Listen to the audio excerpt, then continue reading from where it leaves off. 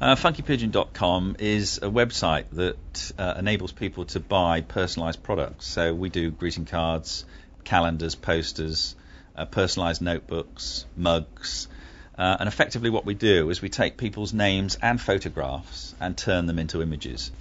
The audience of FunkyPigeon.com is anybody really. I mean anyone that has a loved one, a friend that they want to send a birthday card to. So whether it's to your mother, whether it's to your husband, your boyfriend, or just to a good friend, we provide products for those people so that they can send them. The advice that I would give to other companies looking to take their products to world markets is to look at what your product is, what is the market that you want to appeal to, and then research that market first to find out what the competitors are, what the competitors are doing, and then look to see if there are any forums that those customers are involved in, and then look at targeting the forums, give them some rich content that they could publish on the forums, and then take your product out to that market. When you look at opening your product up to the international market, with the internet, it's made easy for you, because the moment that you put a domain live is the moment that anyone from around the world can find it. But of course, if you use something like .co.uk, then people immediately think that that's just a British-based company. Now, what we did when we opened FunkyPigeon.com was we first of all looked to see how many domains were available. The most important one to me is always the .com, and then to see if we have .co.uk, because it's our home market. And then we look to see what other domains are available. So we have FR, we have ES for Spain, we have AU for Australia.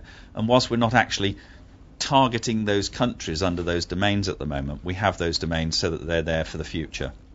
We also look to take misspells, and I think anybody looking at doing this in the future should look at misspells, because people, a number of them, about 33,000, sad that I am knowing these figures, but 33,000 people a month spell pigeon with a D. And so I've got the misspells, so if they spell it wrong, comes to our website. Well, we always look to say, well, there's a number of British people abroad, and we would like to get at those people.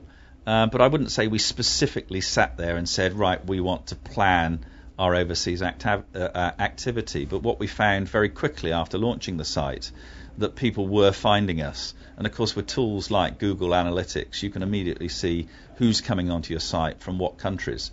And looking at that and seeing that the percentage of people from overseas was growing, we looked then to see how we could target specific markets overseas to grow our product.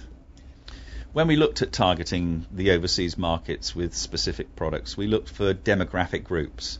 So we looked for instance, service people, knowing that there were thousands of service people abroad that would more than likely need a service where they could buy a greeting card for their mum or their wife or their children. And of course, with our system at FunkyPigeon.com, when you buy a card, if you buy it before 2 o'clock, we'll dispatch it that same day and it goes first class post. So of course you could be abroad, suddenly think it's somebody's birthday tomorrow, go to FunkyPigeon.com, buy the card, we print it, we dispatch it first class post, so it's there with your loved one the following day. When you start something on the internet, the international market tends to find you.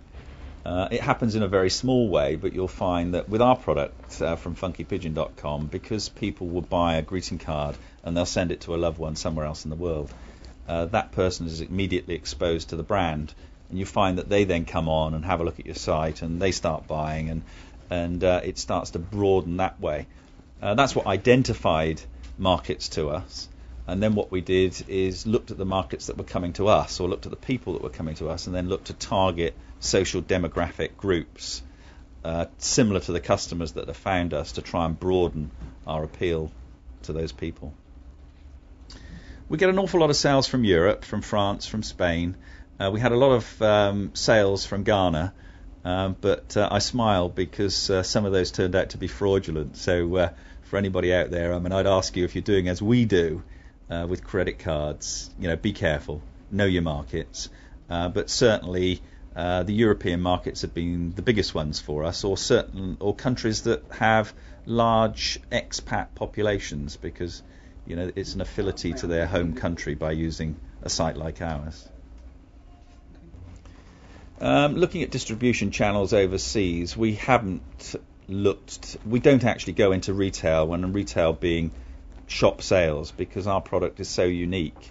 Every single product that you buy from funkypigeon.com is specific to you. So if you take the image personalization on the front, it's got your loved one's name on. That could be name, surname.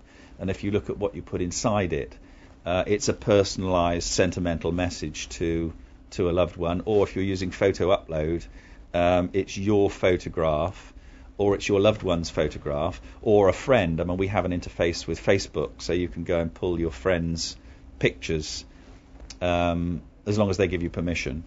And you can use those pictures to generate products, cards, posters, that sort of thing. We have a very large range of products at funkypigeon.com, and the number of greeting cards we have is over 3,000. And in total products we have 4,000, and it's growing at a huge rate.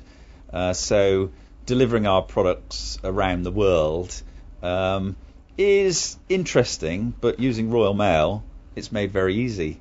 We tend, with our products, to have 3 pricing points for postage. So UK, we do some next day deliveries and stuff in the UK, but then we have Europe and we have rest of world.